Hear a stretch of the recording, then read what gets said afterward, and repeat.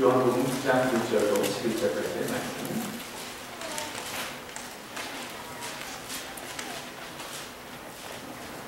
교독하겠습니다. 예수께서 길 가실 때에 날때부터 소병된 사람을 보신지라.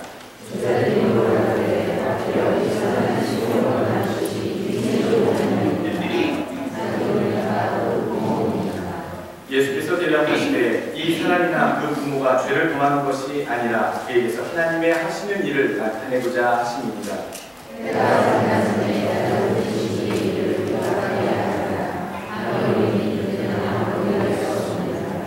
내가 세상에 있는 동안에는 세상의 빛이로라.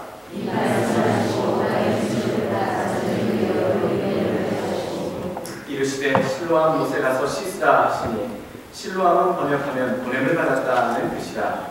이에 가서 씻고 밝은 눈으로 받더라.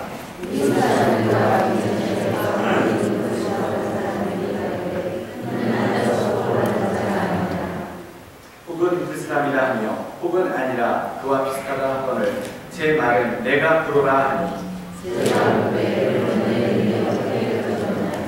대답하되 예수가 하는 그 사람이 진흙을 이겨 내 눈에 바르고 나더러 실로암에 가서 씻으라 하기에 가서 씻었더니 보게 되었노라. 아멘.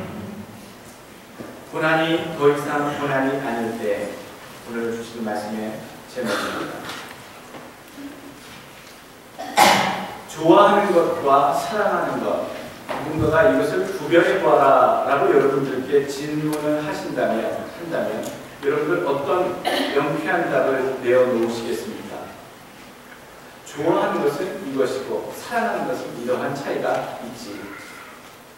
여러분들 많이 이런 얘기들을 많이 들으셨을 겁니다. 단 한 단어로 얘기할 수 있습니다. 고난을 감수하느냐 하지 못하느냐. 고난을 감수하고서라도 끝까지 좋아할 수 있다면 그것은 사랑의 이름으로 얘기할 수 있는 것이고, 고난을 감수할 수 없을 만큼 그것을 받아줄 수 없다면 그것은 좋아하는 것, 즉 기호의 표현일 뿐이지 결코 사랑은 아닙니다. 좋아하는 것과 사랑하는 것, 그것의 차이로 바로 고난의 감수 여부를 우리가 확인한다라는 얘기를 먼저 드리고 싶습니다. 달면 삼키고 쓰면 뱉는다. 가미부토라는 얘기가 있습니다. 우리가 우리 자녀들을 대할 때에도 그렇고 우리가 사랑하는 사람을 대할 때도 그렇고요. 절대로 이러한 자세로 대하지 않습니다. 우리가 사랑하지 않는 사람들을 대할 때에 흔히들 이런 삶의 태도, 달면 입에 담고 쓰면 뱉어내는 태도를 많이 갖게 되었지요. 고난은 사랑의 기초이고 결과입니다. 어머니가 그냥 되는 것이 아니지요. 출산의 고통, 고난을 통과해야지만 어머니가 됩니다. 많은 처녀들에게 물어봅니다. 아기는 귀여운데, 아기는 좋아하는데 애 낳는 것은 싫어요. 왜 그렇지요? 그렇게 물어보면 애 낳는 게 너무너무 아프고 끔찍하니까요 라고 얘기합니다. 젊은이들에게 물어봅니다. 결혼은 부담스럽지만 동거해서 사는 것이 좋습니다. 그 말뜻 속에는 여러분 아주 무시무시한 의도가 담겨져 있다는 사실 아십니까?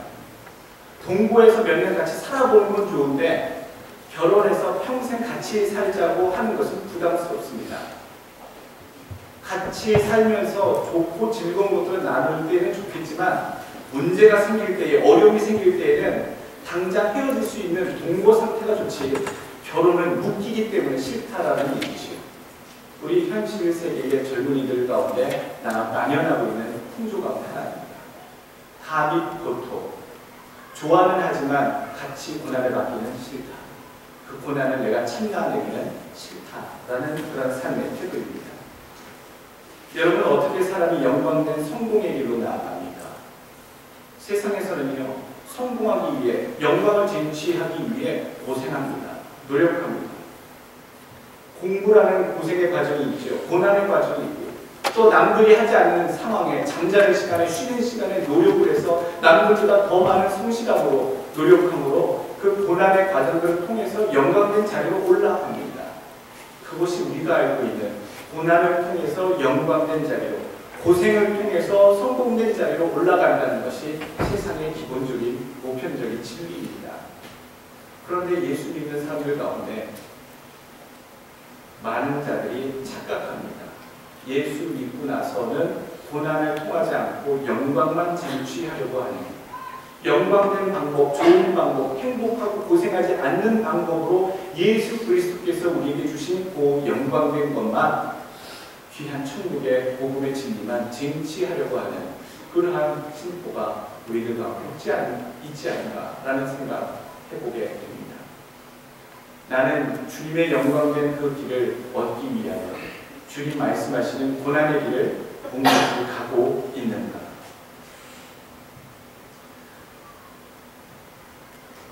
사랑한다면 고난을 감수해야 합니다. 예수님 사랑하십니까? 예수님 사랑하신다면 고난받는 것 두려워하지 마시길 바라겠습니다. 예수님 사랑하시면 예수님이 말씀하신 고난의 길인 좁은 길, 어려운 길, 좁은 문으로 들어가시는 것, 그것을 꺼려하지 않으시길 부탁드립니다. 오늘 고난에 대한 이야기, 소경이 문득 이야기지만 사실 고난에 대해서 우리가 바른 이해와 암호를 가지려면 소경이 예수님의 손길을 통해서 예수님을 눈을 떠서 알아가는 과정이 있듯이 고난에 대한 우리의 영적인 안목이 열려야지만 우리가 그 고난을 고난답게 또는 더 이상 고난이 아닌 것으로 기쁘게 받고 넘어갈 수 있게 되기 때문에 오늘 본문이 소경이 예수님의 기적으로 손길로 눈을 뜨게 되어지는 본문이 정해졌습니다. 고난에는 여러분 이유가 있습니다. 오늘 본문에 보게 되면 제자들은요, 고난의 그 이유가 원인이 있기 때문에 저런 고난을 소경이 받는다라고 접근하고 있지만, 예수께서는 고난의 이유가 있지만 원인 때문에가 아니라 어떠한 목적 때문에 저가 고난을 받고 있다라고 예수님은 접근하고 계십니다. 불행이나 고난이 특정한 죄가 원인이 되어서 오는 것이 아닙니다. 그런 경우가 있어 보이는 듯한 경우도 있지만 예수님께서는 그러한 경우에 따라도 하나님의 특별한 목적을 강조하심으로써 그리스도인들이 당하는 고난이나 불행이 자기의 잘못으로 인한 것들도 있지만 그 불행이나 고난을 통해서 하나님이 원하시고자 하는 그 바를 깨달으라고 하시는 그러한 의도가 있다는 것을 오늘 본문을 통해 우리에게 알려주고 계십니다. 무슨 일이 닥쳤을 때요, 이것이 무엇 때문이지 라고 생각하는 것 동시에 이것 때문에 내가 하나님이 내 삶 속에 무엇을 원하시는가 라고 생각하는 것, 원인에 대한 이유를 찾아보시고 목적에 대한 이유를 찾아보실 수 있는 여러분 되시길 부탁드리겠습니다. 누가복음 13장 1절부터 5절까지의 비슷한 예가 나와 있습니다. 1절 말씀에 누가복음, 그때 마침 두어 사람이 와서 빌라도가 어떤 갈릴리 사람들의 피를 저희에게 제물에 섞은 일로 예수께 구하니 대답하여 가라사대, 너희는 이 갈릴리 사람들이 이같이 해 받음으로써 모든 갈릴리 사람보다 죄가 더 있는 줄 아니냐? 너에게 이르노니 아니라 너희도 만일 회개치 아니하면 다 이와 같이 망하리라. 또 실로암에서 망대가 무너져 치어 죽은 18사람이 예루살렘에 거한 모든 사람보다 죄가 더 있는 줄 아느냐? 너희에게 이르노니 아니라 너희도 만일 회개치 아니하면 다 이같이 망하리라. 오늘 나면서부터 소경이 되어서 거지 같은 삶을 살았던 사람의 그 불행한 삶이 그 부모의 잘못입니까? 그 사람이 태어날 때부터 그 사람의 업보입니까? 라고 접근하는 제자들에게 예수님은 원인 때문에가 아니라 목적이 있기 때문에 고난 중이다 라고 얘기하고 계십니다. 오늘 조금 전에 실로암의 망대가 무너졌을 때에 사람들이 그 사람들이 더 죄가 있어서 재수 없이 먼저 그 사고로 죽은 것이 아니라 하나님 앞에 하나님께서 저들이 회개하고 돌아오기를, 그러지 아니하는 자는 모두 다 망한다라고 하는 하나님의 교훈을 나타내시기 위해서 오늘 그 누가복음의 사건들이 터졌다라는 얘기를 예수님은 해주고 계시다는 것이죠. 오늘 소경이 예수님의 손길을 통해서 눈을 뜨게 된 것은 무엇을 나타내게 하기 위함이겠습니까? 고난의 의미를 깨닫기 위한 전제는요, 점점 더 알아갈 수 있는 믿음의 안목을 갖는 것입니다. 믿음의 안목 없이는 내가 당하는 고난이 이게 왜 당하는 고난인지, 무엇을 위한 고난인지 어떠한 것을 하나님께서 원하시는 것인지에 대해서 우리가 갈피를 잡을 수가 없습니다. 예수님에 대해서 알아갈 때에, 예수님을 만났을 때에 이소경은 눈이 밝아지고 예수님을 알아가기 시작했습니다. 실로암에 가서 믿음으로 가서 그것을 씻었을 때에, 믿음으로 순종했을 때에 예수님이 눈에 보였고요. 빛으로 오신 예수님에 대해서 어떠한 분이신지를 이 실로암 소경은 알아갈 수 있었다는 것이죠. 실로암이라고 하는 뜻은 보내심을 받은 자, 보내심을 받았다라는 뜻입니다. 메시아, 어떤 분이십니까? 하나님으로부터 보내심을 받은 자, 누구를 얘기합니까? 예수 그리스도이십니다. 우리에게 빛으로 오신 예수님을 만났을 때에, 믿음으로 그를 받았을 때에야지만 우리에게 당했던, 그동안에 당했던, 우리가 그 밑에 있었던 그 고난의 의미가 무엇인지를 분명하게 다시 한번 알 수 있게 된다는 것이죠. 어느 누군가가 무작정 고난의 길을 가라라고 요구한다면 우리는 상당히 거부할 것이고 고민스러워할 것입니다. 그런데 십자가 그리스도의 십자가의 그 고난이 무엇이고 당신을 향해서 베푸신 사랑이 십자가의 고난으로 그렇게 증명되었습니다 라고 하는 사실을 일깨워 준 뒤 고난의 길을 가보십시오 라고 한다면 우리 마음속에 그래도 그 마음으로 기꺼이 고난의 길, 십자가의 길을 나도 가겠습니다 라고 하는 마음이 생길 수 있다는 얘기죠. 우리가 고난을 감내하기 위해서는요, 예수에 대해서 눈을 밝혀 알아봐야지만 감당할 수 있습니다. 고난 그 자체는 고난입니다. 그러나 고난이 더 이상 아니게 될 때에는 바로 예수 그리스도를 우리가 눈으로 보고 듣고 영의 눈으로 깨달아 알아갈 때에는 더 이상 우리가 당하는 고난이 아니다는 거죠. 고난에 대한 정리입니다. 고난은 우리를 제자로 만들기 위해 요구하시는 예수 그리스도의 과정입니다. 주님이 요구하시는 과정입니다. 마가복음 8장 34절 말씀 보게 되면 무리와 제자들을 불러 이르시되 아무든지 나를 따라오려거든 자기를 부인하고 자기 십자가를 지고 나를 좇을 것이니라. 오늘 예수님의 제자가 되는 방법을 얘기하시는데 예수님이 두 사람들, 그 두 부류에게 얘기하십니다. 무리와 제자들을 불러 가라사대. 예수를 믿는데 그냥 예수를 그냥 쫓아다니는, 싫으면 떠나고 또 싫으면 배반하고 하는 그런 무리가 될 것이냐, 아니면 예수와 함께 정말 끝까지 가는 믿음을 지킬 만한 제자가 될 것이냐에 대한 그런 전제를 주님께서도 이미 마음에 두고 계셨던 것 같습니다. 마가복음 그 8장 34절 초부에 제자들과 무리라는 단어를 따로 말씀하십니다. 자기를 부인하고, 자기 부인하고 나를 쫓아오라는 얘기가 아니죠. 자기 와이프랑 예수님을 쫓아오라는 얘기가 아니라 자기 자신의 삶을 부인하다, deny himself, deny oneself, 뭡니까? 자기 자신의 욕망을 억제하다라고 하는 영어 표현입니다. 자기가 하고 싶은 대로 사는 삶을 포기하고 내 욕심의 삶을 포기하는 것, 그것이 예수님의 제자가 되는 첫 번째 단계고요. 두 번째 단계는 그 사람 삶에 놓여져 있는 해야 할 어려운 고난의 사업, 고난의 일, 자기 십자가라고 하는 이것을 짊어지고 와야지만 제자가 될 수 있다라고 얘기합니다. 제자는 예수 그리스도의 고난에 동참하는 자이고요, 무리는 슬퍼만 하는 자입니다.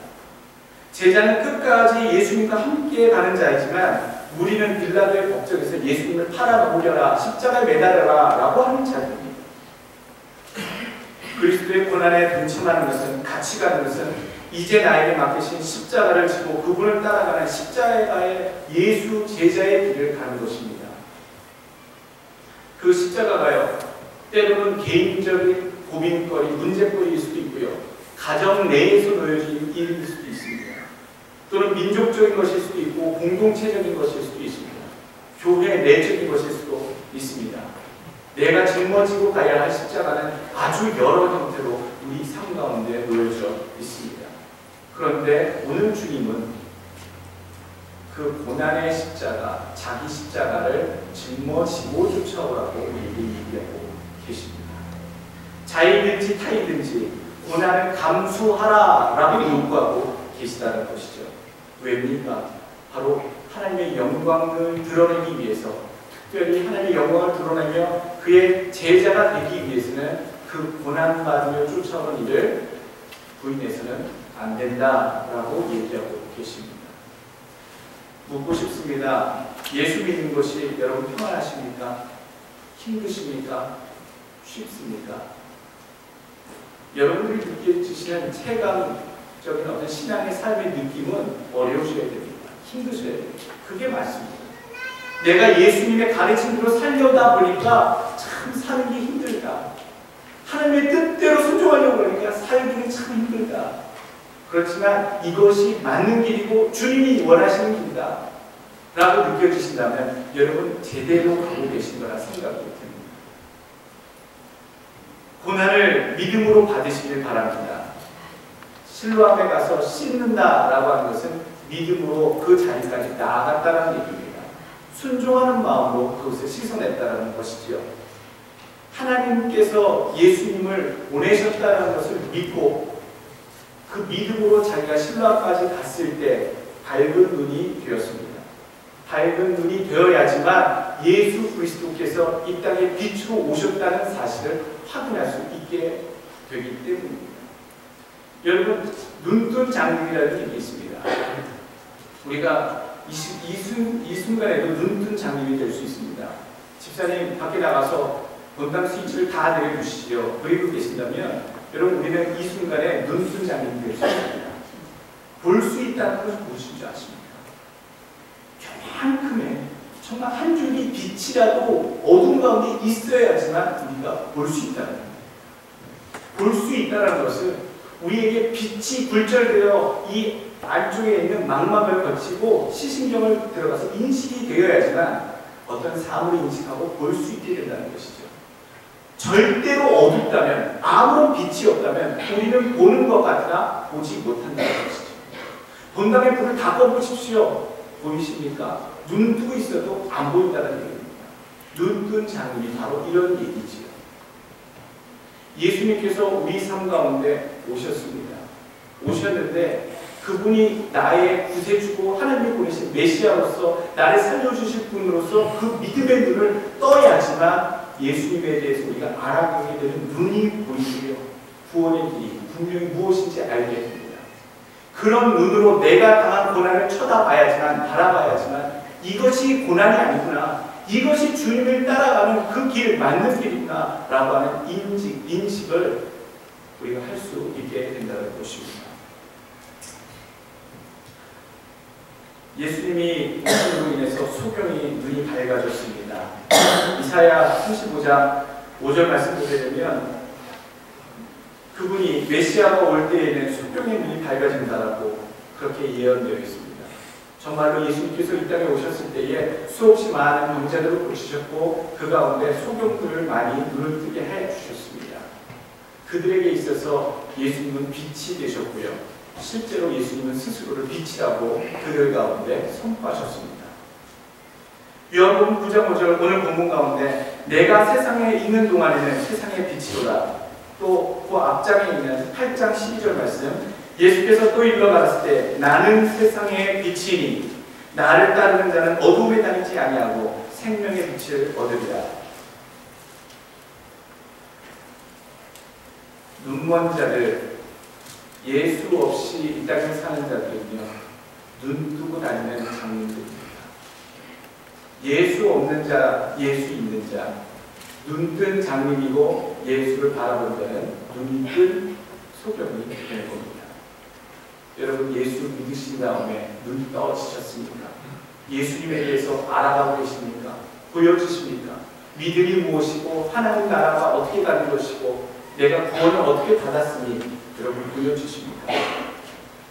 오늘 세 번째로 고난에 대해서 얘기합니다. 고난은 받은 구원의 은혜를 더욱 가치 있게 하기 위한 방편입니다.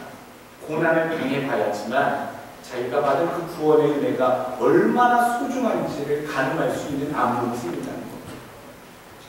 여러분, 남자분들 군대 갔다 오셨습니까?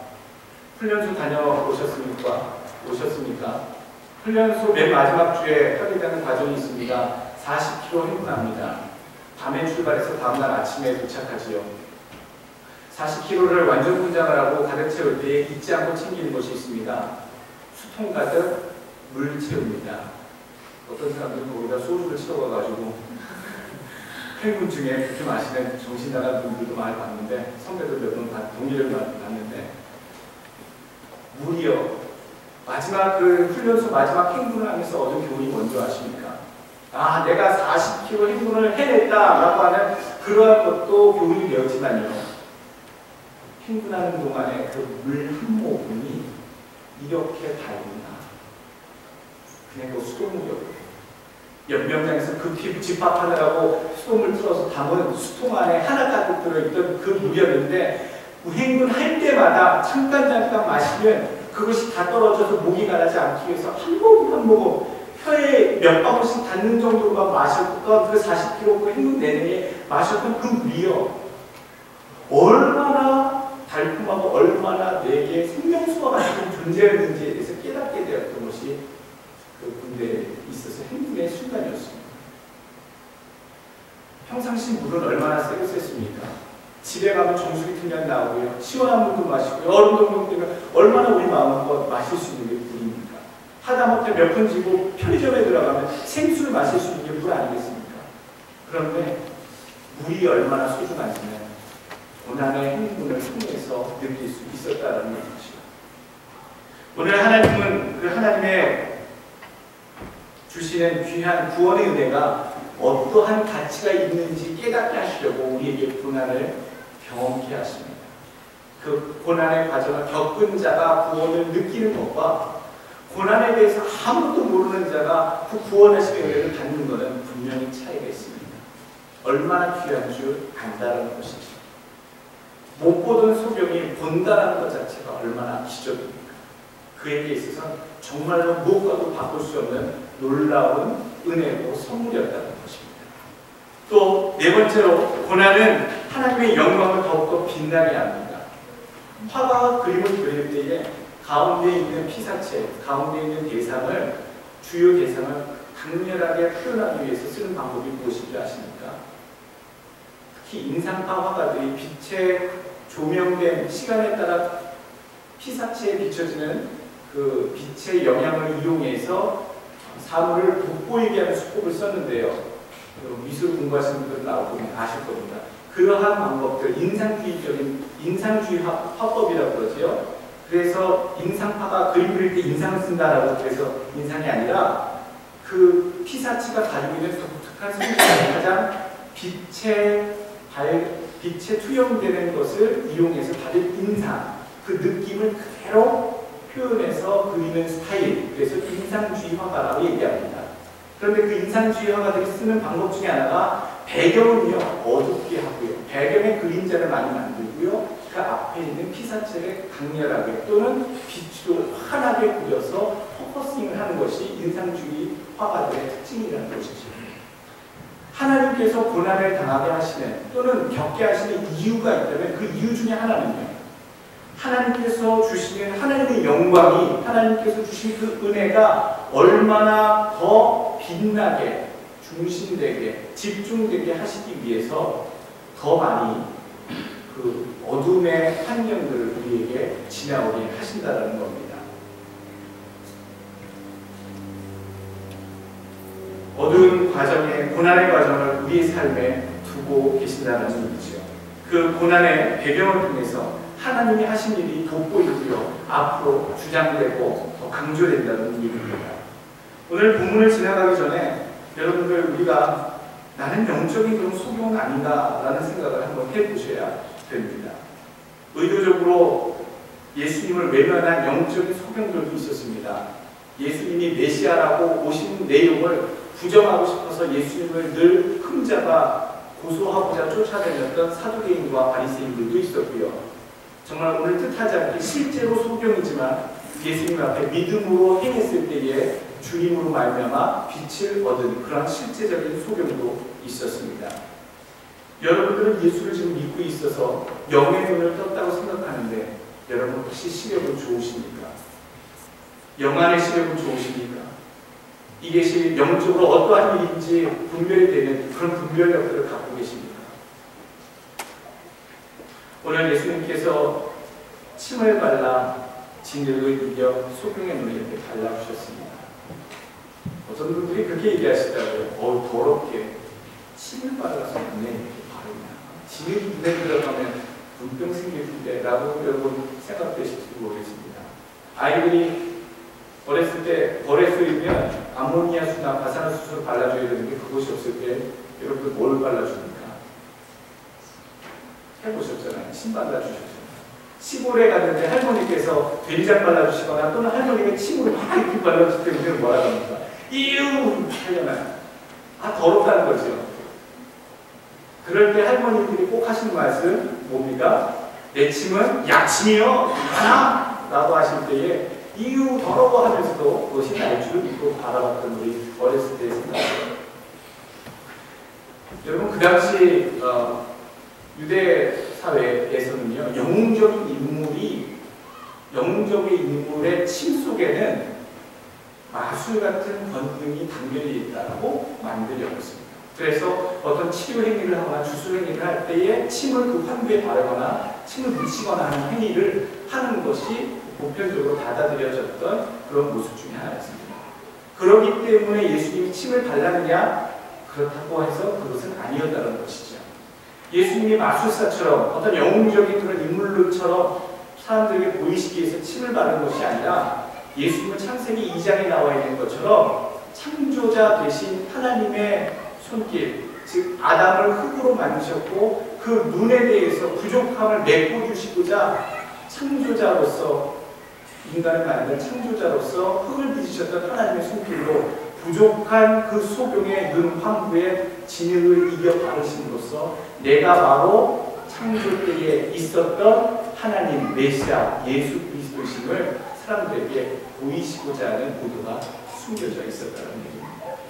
그러니까 예수님께서 소경의 눈에 침으로 흙을 발라주신 것은 바로 지금 내가 이 자리에서 침을 발라주는 사람이 유명한 특별한 사람이 아니라 바로 창세기에 나오는 창조 때의 삼위 하나님 중에 한 명인 예수 그리스도 창조자 되신 메시아다라는 것을 사람들 앞에 보이기 위한 모습이었다. 오늘 내가 과연 영적인 소경인가, 시력이 모자란 사람인가, 부족한 자가 아닌가, 여러분 생각해 보시길 바랍니다. 나는 다른 사람의 잘못을 봤을 때 원인을 따져서 이렇다 저렇다 따지고 들어가는 스타일인가, 아니면 예수님처럼 사랑하고 돕는 것, 그리고 하나님의 뜻이 무엇인지 얘기해주고 인도해주는 역할을 하는 것인가, 어떠한 자세를 내가 갖고 있는가에 대해서 나의 영적인 안목을 여러분 견주어 보시길 부탁드리겠습니다. 제자들은 똑같이 소경된 자를 통해서 저 사람은 무엇 때문에 소경이 되었지요? 라고 정죄하고 있지만 예수님은 저 사람 때문에 하나님의 일이 드러날 것이다 라고 얘기하고 있는 다른 안목을 갖고 계신다는 것이죠. 여러분들은 어떤 안목을 갖고 계십니까? 여러분들은 상황 속에서 어떻게 다른 사람들에 대해서 평가하시고 얘기하시고 정의를 내리십니까? 예수님이 바라보시는 안목으로 세상을 바라보시고 주변을 바라볼 수 있는 믿음의 안목이 있으신 여러분들 되시길 주의 이름으로 축원합니다. 오늘 고난에 대한 마지막 정리를 잠깐 하겠습니다. 역사가 역사학자 토인비 여러분 아실 겁니다. 제3의 물결. 안 읽어보신 분들이 없을 거라고 느껴지지만 상당히 또 많이 안 읽어보신 분들이 많더라고요. 읽어보셨습니까? 제3의 물결. 역사학자 토인비라고 하는 분도 많이 아실 겁니다. 그 토인비가 늘 자주 하는 그 인터뷰 때나 또 그 책 속에 자주 언급됐던 청어 이야기가 있습니다. 청어는 그 영국과 아이슬란드, 스웨덴 그쪽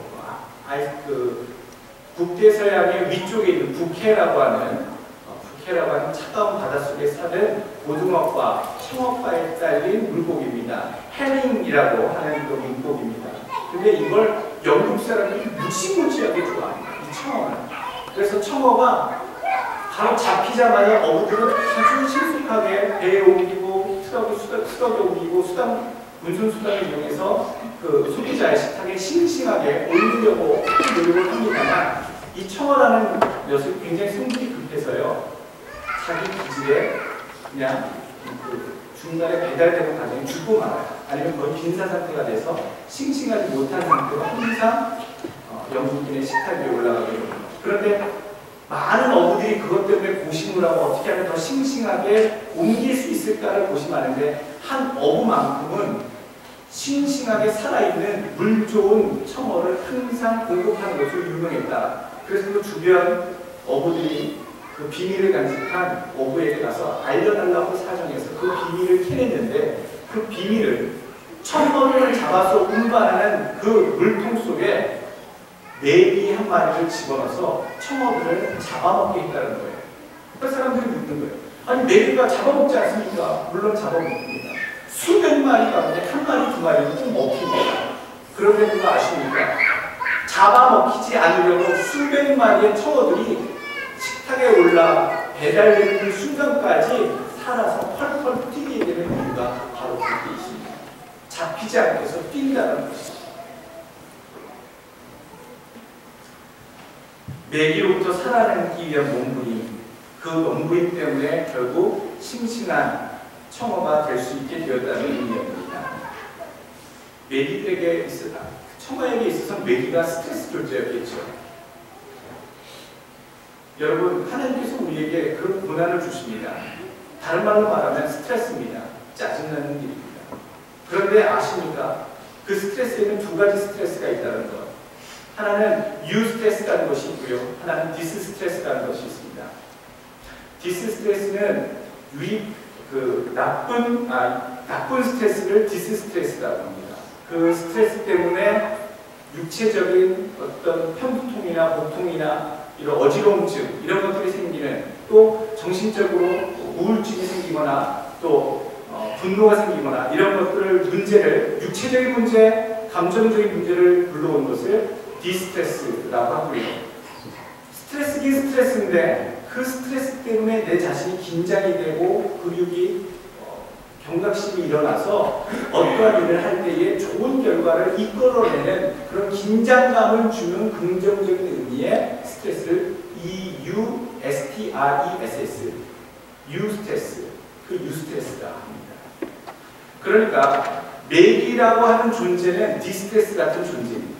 그러나 전체적으로 봤을 때 청어를 잡은 청어 물탱크 속에 들어간 메기의 존재는 수없이 더 많은 무리의 청어들에게 유스트레스, 긍정적으로 생존을 위해서 발버둥치게 하는 요건을 갖추게 하는 요소가 된다는 것이죠.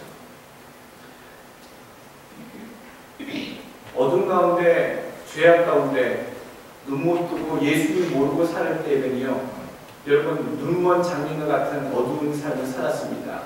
살아도 날마다 지옥 같은 삶이었고 되는 문제 없었고 삶에 소망이 없었고요. 예수 믿기 전의 삶은 여러분 어둠의 삶이었습니다. 날마다 디스트레스, 날마다 쌓여지는 그 근원의 고난, 힘든 일들이 가득 찬 하루하루의 삶이었습니다. 그런데 오늘 십자가의 고난은요, 우리가 예수님이 말씀하시는 십자가를 지고 나를 따라오라 라고 말할 때 우리가 짊어져야 할 십자가는요, 우리를 정말로 괴롭히고 파괴하고 무너뜨리는 디스트레스가 아니라 유스트레스입니다. 우리의 믿음을 더욱더 깨어있게 하고 올바른 길로 가게 하고 은혜를 약속하게 하기 위한 그런 거룩한 부담감의 스트레스라는 얘기죠. 예전에 예수 믿기 전에 당했던 스트레스는 어둠 속의 좌절의 스트레스라면, 예수 믿고 난 다음에 내 어깨에 놓여져 있는 또 다른 그런 부담감은 유스트레스, 주님을 위해서 기꺼이 감당하고 내가 나가야 할 그런 스트레스, 부담감이라는 얘기입니다. 어떤 분들은 내가 짊어지고 가야 될 것도 디스트레스, 즉 정말 짜증나는 일로 생각하신다면 그것도 정말 잘못 생각하신 겁니다. 내게 있어서 나를 무너뜨리고 넘어뜨리려고 하는 모든 힘든 고난을 여러분 여기셔야 됩니다. 어떻게 해요? 주님이 나에게 맡겨주신 사명으로, 주님의 온전한 사랑을 이루기 위한 사명의 과정으로 주님을 믿기 위해 나아가야 되는 과정으로 나는 그것을 받는다라고 여기실 때에 모든 우리 삶에 놓여있는 고난은요, 고난 그 자체가 아니라 유스트레스, 유익한 긴장감이 되어 우리의 삶에 돌아오게 됩니다. 고난에는 이유가 있다라고 지금 설명을 드렸습니다. 원인 때문이 아니라 목적이 있음을 먼저 생각해 보시라고 초장에 말씀을 드렸습니다. 고난은 바로 우리를 최고의 신앙으로 만드시기 위한 예수님의 의도가 깔려 있습니다. 고난은 무리가 아니라 제자로 만들기 위해서 겪게 하시는 과정이라고 말씀드렸습니다. 그리고 고난은 하나님의 영광을 아주 분명하게 나타나기 위한 하나님의 과정이라고 얘기 드렸습니다. 그리고 고난은 얼마나 우리가 받은 축복과 사랑이 고귀한 것인가를 깨닫기 위해서 겪게 하신 것이 고난이라 말씀드렸습니다.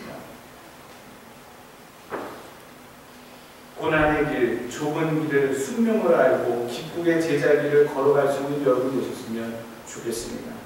기쁨으로 받는 자가 되시고요, 즐거움으로 고난을 감수하시는 자가 되신 주의 이름으로 축원합니다.